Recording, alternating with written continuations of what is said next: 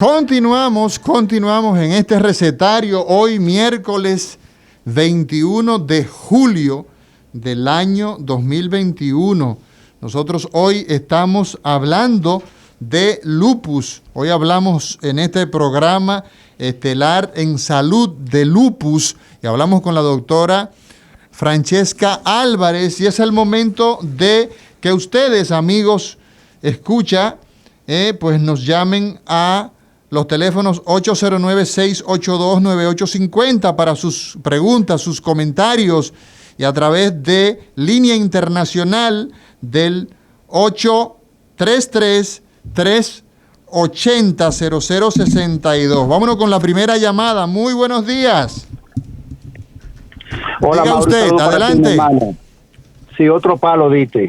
Antes de mi pregunta, doctora Francesca, yo no entiendo cómo los médicos dominicanos no aprovechan ese programa, tan caras que son las conferencias y los congresos en República Dominicana, y no aprovechar nuestro programa para escuchar temas como ese, mi hermano. Es un tema de actualización total, y todo lo que tú das.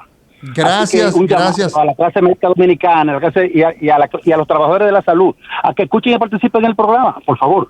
Voy con la pregunta. Sí, tu pregunta. Doctora, una vez ya conociendo los factores de riesgo del lupus, es decir, el genético, el del sexo, que es más frecuente en el femenino, el color, la raza, el medio ambiente, por ejemplo, el sol, las enfermedades virales, etcétera. Si una vez conocemos esos factores, en un niño, hijo de pacientes, hijo de personas que tengan lupus, ya la enfermedad desarrollada, si controlamos los factores, podemos evitar la enfermedad, es decir, podemos evitar el debut de la enfermedad controlando esos factores de riesgo, o no, es inminente que la enfermedad venga. No, realmente, ¿puedo quitar? Los pacientes con padres o familiares que tienen lupus. Un momento. Perdón. Sí, un momento, señora. Ok. Aquellos hijos para aquellas personas que tienen padres o tienen algún familiar, un tío, un primo que tiene lupus, tiene mayor predisposición. Recordando que lo genético, pues ya lamentablemente no lo podemos evitar en ese sentido, por lo que no lo voy a poder evitar, pero sí voy a estar pendiente porque ya sabemos que tiene una predisposición. Perfecto. Seguimos con el pueblo. Buenos días, diga usted, señora. Buenos. Primero yo tengo que decir una cosa que no tiene nada que ver con eso, pero debo decirlo. No lo podía oír bien, pero por primera vez me conecté y estoy feliz. Perfecto, gracias. Otra cosa es que yo tengo una cuñada que sufre de lupus. De lupus a un nivel... Ella tiene más de 10 años con una sonda, que ya no puede hacer pipí. Ok. Y tiene la vejiga, se dañó la vejiga. Yo quería saber si si eso lo pueden operar o ya se tiene que quedar definitivamente toda la vida con esa sonda. ¿Qué edad tiene? Tiene va a cumplir 60. 60 años. Ok, perfecto. Vamos a ver. Doctora. Bueno, en esta paciente es importante ver cuál es la historia. La historia de ella, obviamente tenemos que saber qué afectación renal exactamente es que ella tiene. Sería bueno ver también las analíticas y evaluar la paciente para ver entonces cuál sería el próximo paso. Exacto, evaluarla en el contexto individual. ¿Ok? Una pregunta que nos hacen a través de las redes. Dice Milagros Díaz Santana, gracias Milagros por estar en sintonía con nosotros a través de Instagram. Nos dice: buen día, doctor, excelente tema como siempre. Tengo una amiga que padece artritis reumatoide, pero fue tratado por mucho como paciente de lupus. ¿Qué similar son las afecciones y cómo, para que se puedan confundir? Supongo que es lo que dice, porque está un poco cortado. Sí, realmente como dije inicialmente, es que los pacientes con lupus pueden iniciar con afectaciones articulares que se pueden confundir con otra entidad. Y los pacientes con una artritis, como lo que es las artralgias y las artritis, es lo característico, entonces se pudieran confundir inicialmente. Pero esas enfermedades van cogiendo un curso donde uno va a llegar al diagnóstico definitivamente. Definitivo, exacto. Seguimos con el pueblo. Diga usted, buenos días. Sí, buenos días. Es un honor comunicarme con ustedes. Para desde nosotros Santiago. una honra, santiaguero. Amaury, alguien de la tierra tuya, del Limón de Villa González, que está muy cerca de donde son tus familiares. Oh, de Altamira, Puerto Plata, la tierra Sí, más señor. hermosa. Dijo Cristóbal Colón, ¿no? Cuando llegó por la Isabela. ¿Qué ojos humanos habían visto? Cuéntame. Así es. Siendo el lupus una enfermedad tan agresiva, ¿podríamos compararlo con la leucemia? ¿Es correcto? Bueno, como enfermedad crónica se pudiera comparar en ese sentido, pero no es lo mismo. Pero es una enfermedad crónica donde va a haber tanta afectación y esto va a depender del paciente, porque hay pacientes que aún con el tratamiento no logramos llevarlo a remisión o una actividad leve y se mantiene en actividad severa y produce mucha afectación a diversos niveles. Doctora Francesca Álvarez, desde el punto de vista de cómo cambia la vida al paciente con lupus, ¿cuál es la realidad de estos pacientes? Digamos, el paciente que se hacen las estrategias desde el punto de vista de la ciencia, lo que usted maneja, desde el punto de vista del paciente, se hacen los esfuerzos. ¿Cómo puede cambiar la vida de la gente con lupus? Bueno, imagínate que es más frecuente en mujeres a una edad difícil.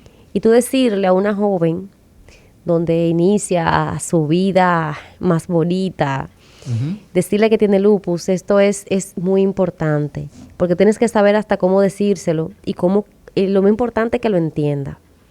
Eso es un trabajo difícil. Hay que saberlo manejar, inclusive a veces tenemos que ayudarnos de cierto psicólogo, porque la negación es lo primero que va a pasar. Exacto, porque esta gente, es chocante. Si le gusta el sol, pues no pueden exponerse al sol. Exponerse al sol, hay ciertos alimentos que ya tienen que empezar a cambiar o a disminuir. ¿Qué impacto tiene? Esa era una pregunta que quería hacerle. El tema de la alimentación, ¿cómo puede influir lo que tú comes en esta enfermedad?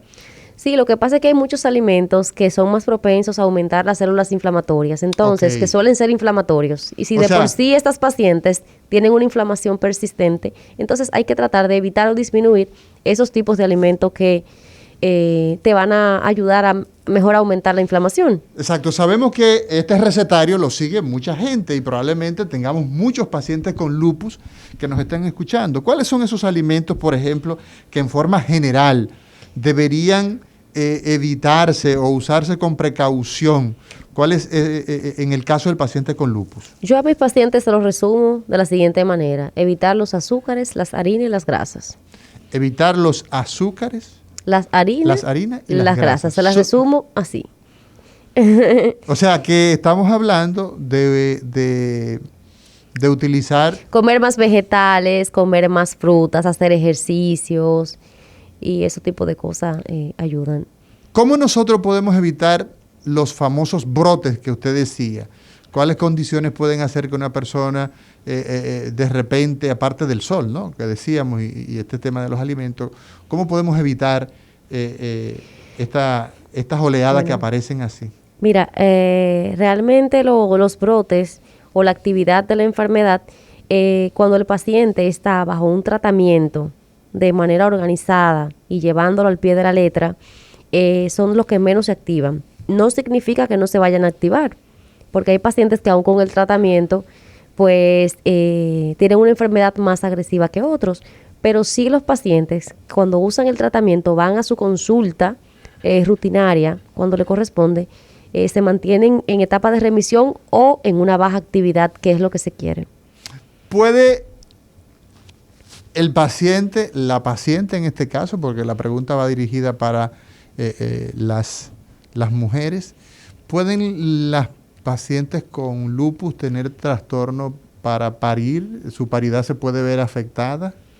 Mira, sí, de hecho, anteriormente las mujeres con lupus no podían parir. O sea, te explico. ¿No podían parir? No, realmente antes se les prohibía. Se les prohibía. Ahora ya no, porque tenemos tantos medicamentos y las pacientes realmente la preparamos para que pueda tener sus hijos, claro que sí, porque cabe destacar que la paciente con lupus, cuando con el embarazo, por la desregulación hormonal, aumentan la actividad de la enfermedad. Entonces son propensas a preeclampsia, a muchas afectaciones durante el embarazo, hipertensión. Doctora. Momento, caballero. O sea, Entonces, complicaciones tanto para la madre como para el feto. O sea que ya esto ha cambiado por el tema de la farmacología que tenemos, pero es un problema en muchos casos para la paridad. Nosotros requerimos de que las pacientes se mantengan en remisión durante al menos 6 meses. Si esta paciente logra un control de su enfermedad en 6 meses, nosotros entonces autorizamos el embarazo de una manera, pues, más... Con más seguimiento. Con más seguimiento, claro. Perfecto. Seguimos con el pueblo. Diga usted. Sí, yo quisiera hacerle 2 preguntas a la doctora. Adelante.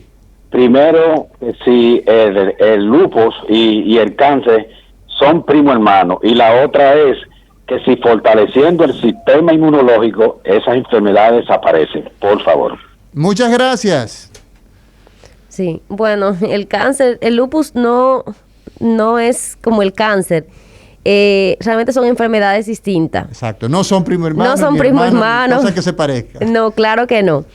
Y la segunda pregunta es que si la podemos evitar. Sí. Pues dije que lamentablemente no se puede evitar. Yo entiendo que independientemente de todo, hay que llevar un estilo de vida saludable. Uh-huh. Tengamos la predisposición o no, hay que llevar un estilo de vida saludable. Eso cardiovascularmente es mejor. Exactamente. Metabólicamente es mejor. Sí.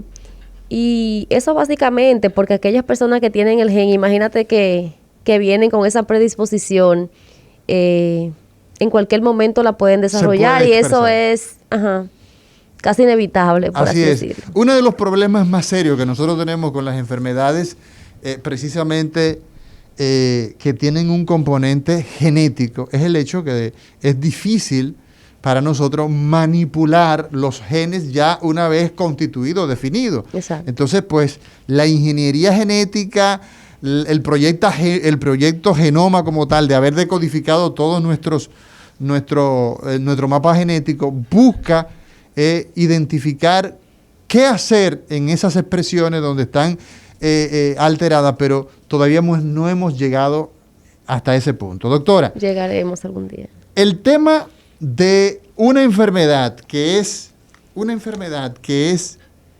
crónica, lo que usted decía que es para toda la vida,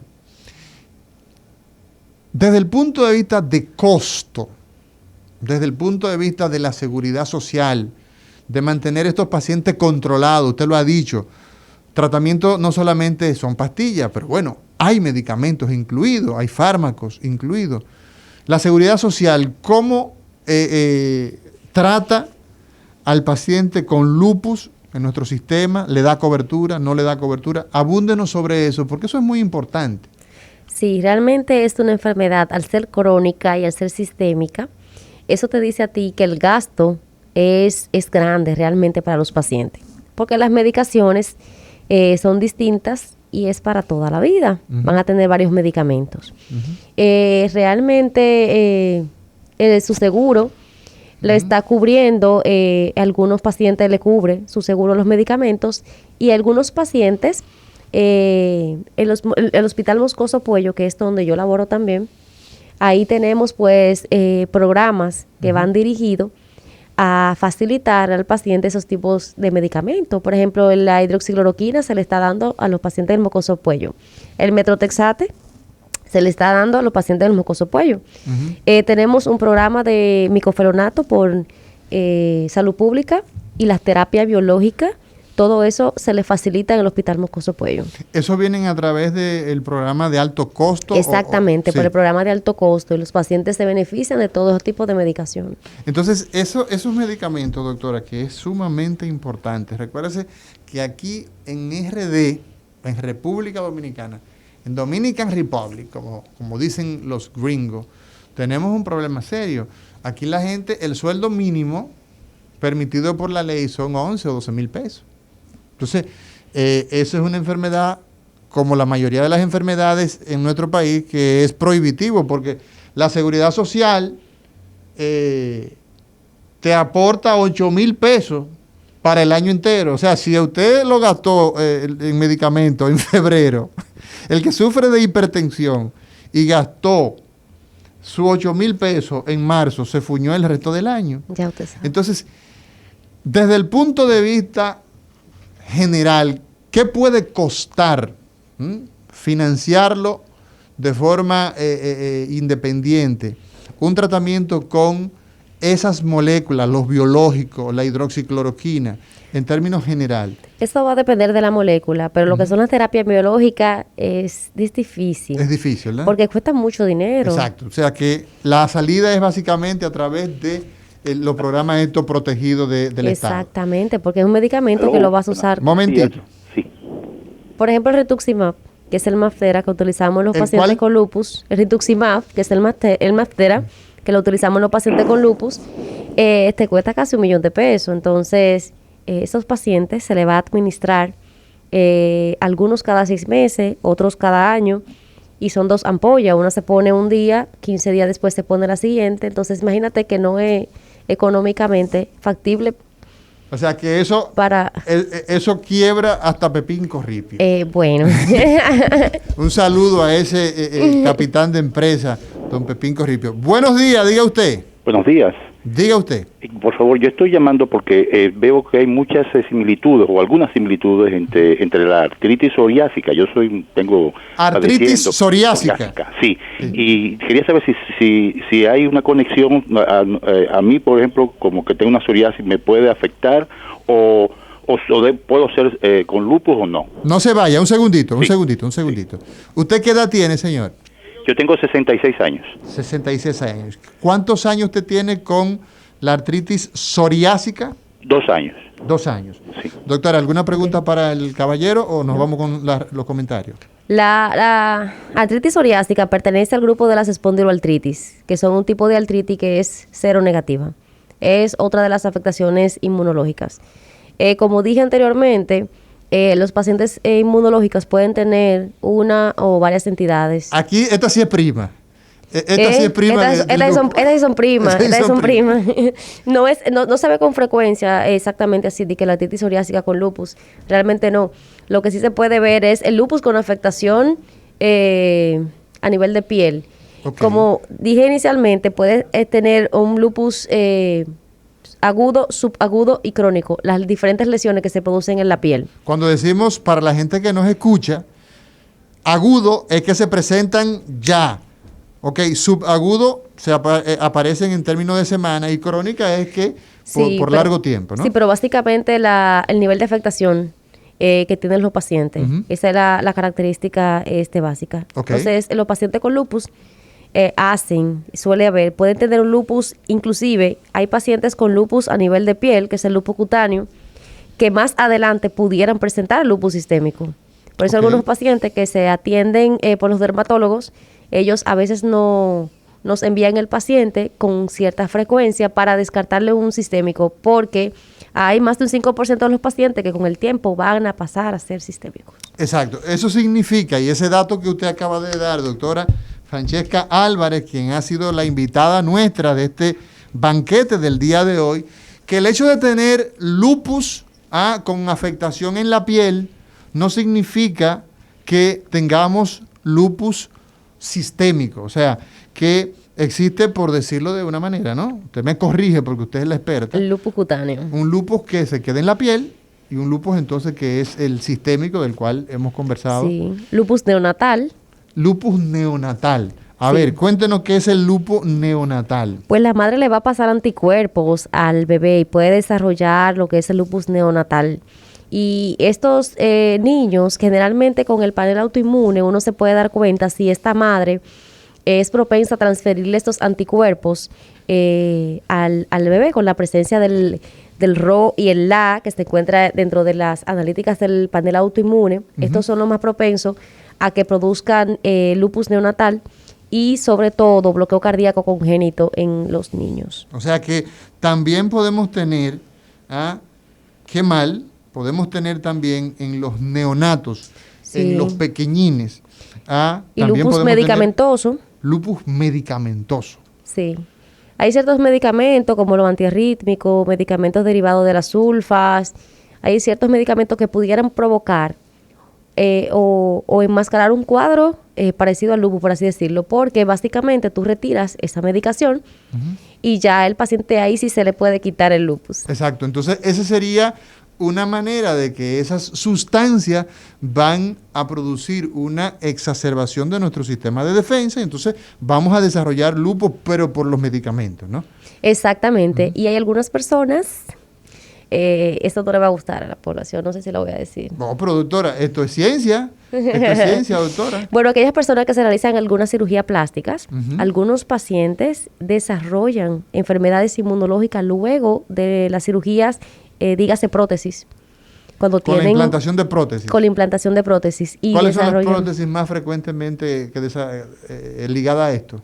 Las de mama, por ejemplo, las que yo he visto con más frecuencia y hacen una simulación de lupus. El paciente puede presentar lupus y cuando tú indagas en la historia clínica te das cuenta de que la paciente tiene prótesis y estos pacientes se tratan igual que un lupus normal y se les recomienda a las pacientes de que se las retiren. Que se retiren sus pero ya usted sabe que costosamente, arriesgando su vida, pues se la han puesto. Y eso es muy importante, doctora, aunque usted lo haya dicho, porque usted es una mujer muy humilde, su preparación está pues muy por encima. Usted es una mujer muy humilde y lo ha dicho con mucha timidez, pero fíjese, doctora, que eso probablemente sea de lo más importante que a la gente, al hecho noticioso, porque hoy día la gente vive del live, la gente vive de cuántos likes tiene su fulano, cuántos seguidores tiene mengano. Eso probablemente la gente lo recuerde más que muchas de las cosas que hemos hablado. Al final de este programa, doctora, nosotros agradecerle, pero decirle y reiterarle, porque muchas personas, hay todavía chance para llamada, yo creo que tenemos chance si el doctor, el señor director nos lo permite, ¿sí? Nos permite una llamada más, dice, la doctora Francesca Álvarez, nos han preguntado, el teléfono 809-563-6725. Tenemos chance para una llamada, diga usted. Sí, señor, doctor. Señor doctor, diga. Yo sé que ustedes no están en hora de noticias, pero me acaban de llamar que la mamá del doctor Leonel Fernández acaba de morir. Lo lamentamos mucho, Yo sé que no mucho. están en noticias, pero como dan avance... Vamos a confirmar eso y de ser cierto nosotros pues nos unimos a esos a las condolencias. Pasábamos esta mañana por el centro donde se encuentra. Eso habría que confirmarlo. Doctora Francesca Álvarez, gracias, muchas gracias por venir, por sacar tiempo de su agenda. Doctor. A usted por tenerme presente.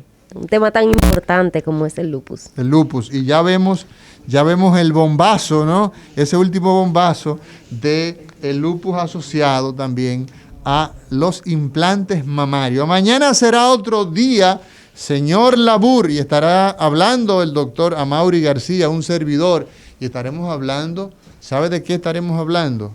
De las osteoartrosis. Las osteoartrosis, como la columna vertebral se enferma y derrienga a la gente. Mañana estaremos hablando de ese tema en la parte quirúrgica. Señor director, disponga usted.